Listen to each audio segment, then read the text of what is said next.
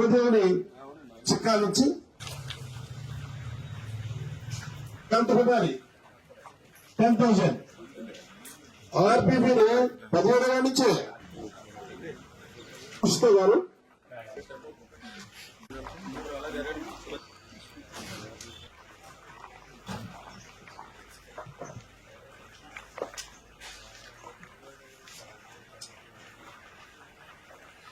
వైద్యం నిమిత్తం ఖర్చు పెట్టుకునేటువంటి వాళ్ళు ఎవరైతే ఉన్నారో మరి వాళ్ళు బిల్స్ తీసుకొస్తే వాళ్ళకి సీఎం రిలీఫ్ ఫండ్ ద్వారా మరి పెద్ద ఎత్తున వాళ్ళకి సాయం అందించి మానవత్వం చాటుకున్నటువంటి ప్రభుత్వం ఈరోజు ఎన్డీఏ ప్రభుత్వం. ఎందుకంటే మనం చూస్తూ ఉన్నాం, మరి ఆసుపత్రులకు వెళ్లి 50,000, 1,00,000, 5 లక్షలు, 30 లక్షలు, 20 లక్షలు ఇట్లా బిల్లులు చెల్లించుకుని ఆరోగ్యం కుదుటపడి ఇంటికి వచ్చినా కూడా ఒక పక్క ఆరోగ్యం కుదుటపడింది అని సంతోషించాలో, ఆ హాస్పిటల్ కి చెల్లించినటువంటి బిల్లుల్ని మళ్లీ ఎట్లా తీర్చాలి,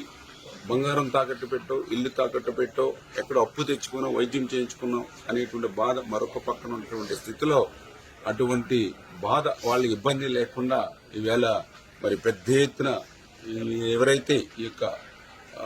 వైద్యం నిమిత్తం ఖర్చు ఏదైతే ఉందో దాని వాళ్ళ చెక్కుల రూపంలో పెద్ద ఎత్తున అందిస్తూ ఉన్నాం. అందులో భాగంగా ఈరోజు చూసాం, ఏదైతే గడిచిన 4-5 నెలల కాలంలోనే మన పాలకొల్లు నియోజకవర్గంలో 1,59,17,259 రూపాయలు అంటే ఇంత పెద్ద ఎత్తున 5-6 మాసాల్లోనే. మళ్ళీ ఈ రోజు మరి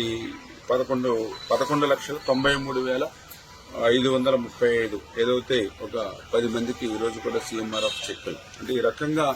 5-6 నెలల కాలంలోనే మరి దగ్గర మరి 1,70,80,00,000 రూపాయలు ఈరోజు సీఎంఆర్ఎఫ్ ద్వారా పేదలకు వైద్య నిమిత్తం అందించామని అంటే ఈ ప్రభుత్వం ఎంత కష్టపడి పనిచేస్తున్నాం అనేటువంటిది ఇదే ఒక ఉదాహరణ అని చెప్పి తెలియజేసుకుంటూ, ఎవరైతే ప్రజలున్నారో వాళ్ళకి సేవ చేయాలనేటువంటి తపన ఉంటేనే ఇటువంటివి సాధ్యమవుతాయి. అవన్నీ లేనిటువంటి వ్యక్తులు కాబట్టి గత పాలనలో